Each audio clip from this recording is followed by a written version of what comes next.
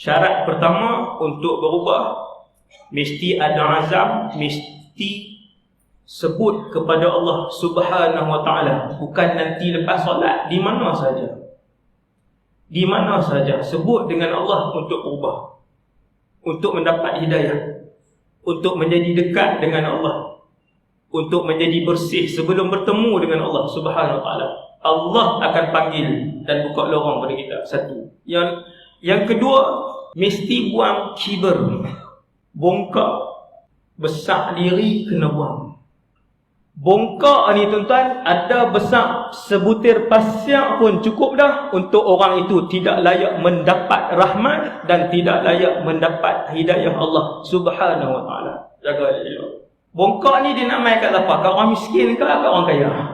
Dia mudah main kat orang kaya, yang popular ataupun orang popular ataupun orang pangkat tinggi, dia mudah main. Dia mudah kena.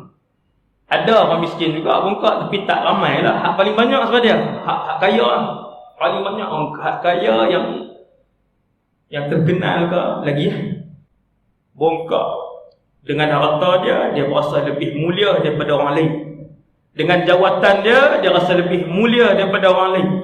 Dengan populariti dia rasa lebih mulia daripada orang lain. Kibar ni lah yang akan menghalang satu orang untuk mendapat hidayah daripada Allah. Dia menghalang. Yang ketiga tuan-tuan, dengan siapa kita berkawan. Dengan siapa kita berkawan untuk orang yang walaupun umur dia 75 tahun. Kerana zaman hari ini kita boleh jumpa orang 75 tahun berzina dengan anak orang lain. So siapa? Persekitaran, kawan-kawan dia semua jenis itu. Sebab itu Allah sebut tentang dengan siapa kamu berkawan dalam Quran. Tuan-tuan, dengan siapa kamu berkawan, Allah mention dalam Quran. Nabi pernah mempunyai seorang kawan wafat. Dia pernah masuk Islam, kemudian dicabar oleh seseorang, dia keluar daripada Islam. Kawan baik Nabi pergi rumah dia pergi rumah Nabi. La ilaha illallah. Nabi sayang dia dan dia sayang Rasulullah. Dia masuk Islam sat.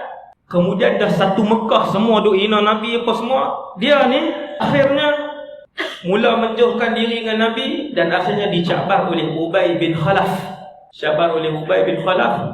Kalau hang berani, kalau betul hang duduk dengan kami, nak duduk dengan kami, betul nak lepak dengan kami, kalau betul nak geng dengan kami, kalau betul sama kapai dengan kami, pergi letak najis atas Muhammad.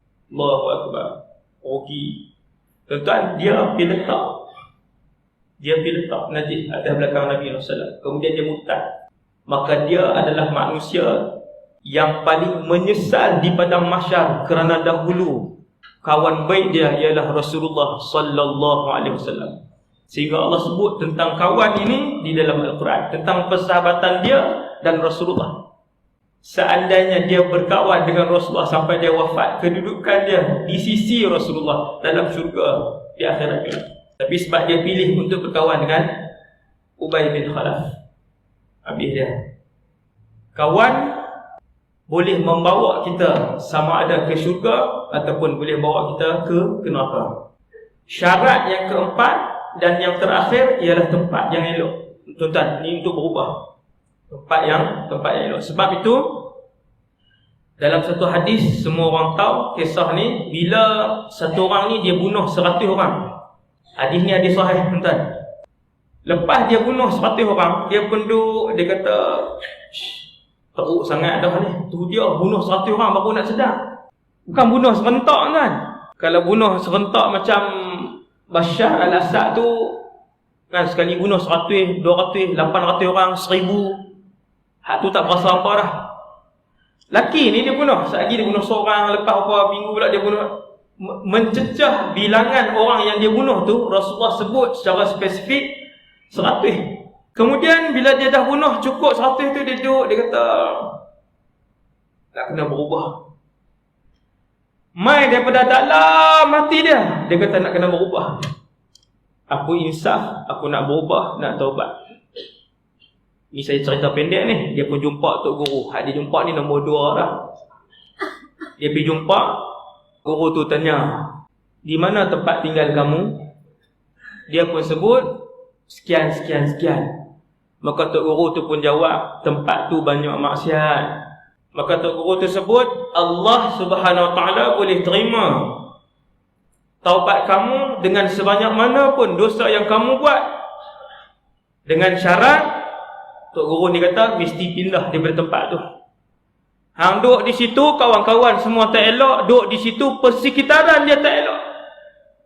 Persekitaran tu tak elok. Zina banyak di situ, anak lak nikah banyak di situ, yang tikam nak buat pun ramai di situ. Pindah, kata Tok Guru ni. Tuan-tuan tengok. Maka dia pun balik pergi rumah dia. Kemas-kemas barang, terus pindah daripada situ. Kita pun kalau persekitaran tak elok, keluar tuan. Maka dia pun balik, siap barang dia pun keluar.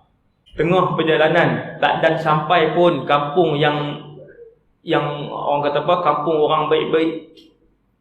Masjid dia aktif, program agama dia banyak. Dalam perjalanan, tengah jalan, malaikat maut ambil nyawa dia. Tak ada hati tobat pun, tengah jalan. Buat kali pertama dan terakhir dalam sejarah ketika itu, dua pasukan yang mengiringi malaikat maut datang. Sepatutnya satu pasukan je.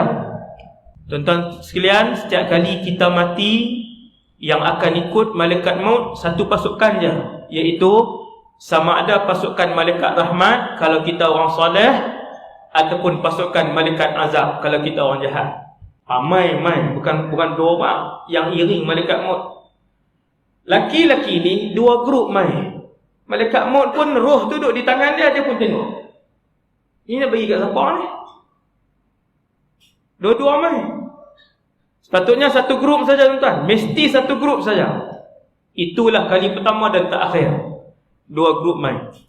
Kata kumpulan malaikat rahmat, kami berhak dengan roh dia. Kerana lelaki ini ja'a ta'iban muqbilan ila Allah. Dia datang dalam keadaan bertaubat dan mencari ataupun pergi kepada Allah Subhanahu Wa Taala.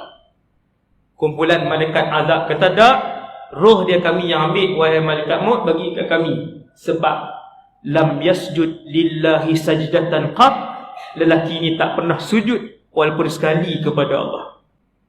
Dua-dua tak boleh ambil.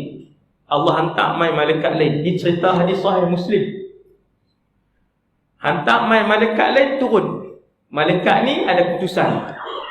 Dia kata Allah suruh hampa kira, guna bahasa kita ni kan, Allah suruh dua-dua pasukan kira tempat laki-laki ni mati dengan tempat baik hak dia nak pergi. Tuan-tuan tengok, tempat nak berubah, tempat kena elok. Persekitaran mesti ramai orang soleh. Ukur tempat dia meninggal dengan tempat baik hak dia nak hijrah pergi ni, dengan tempat dia meninggal dan tempat jahat, kampung tak elok, hak baru dia tinggal. Hak mana yang lebih dekat? Kata Rasulullah, malaikat-malaikat ni pun pakai ukur dan mereka mendapati tempat dia ni meninggal lebih dekat dengan kampung baik yang dia pergi. Hanya sejengkal saja. Sejengkal. Allah Maha mengetahui.